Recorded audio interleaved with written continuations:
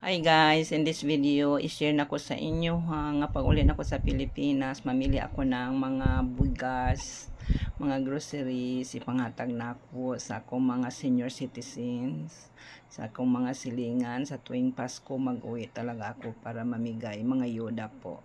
So nandito ako karon sa mall, dami akong binili para po sa aking mga kapitbahay nga mga senior citizens.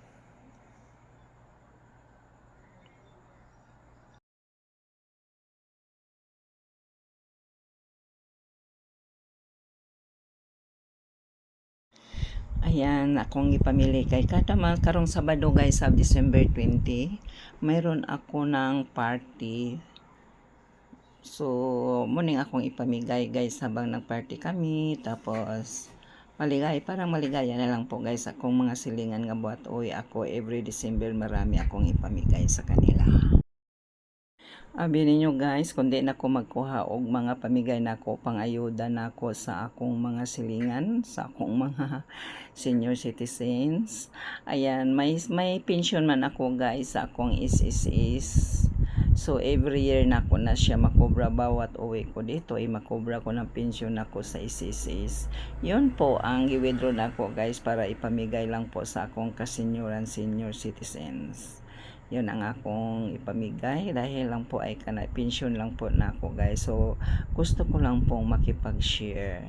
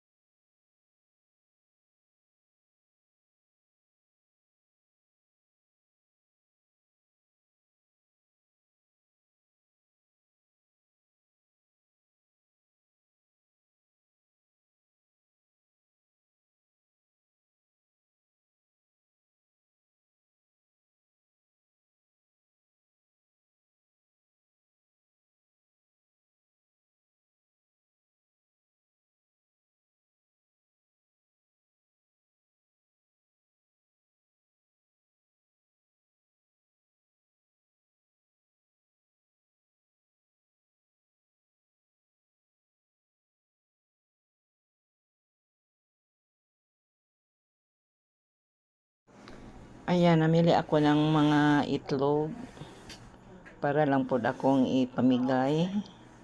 Ayan, gikarga na ako guys sa isa ka motorbike ang itlog.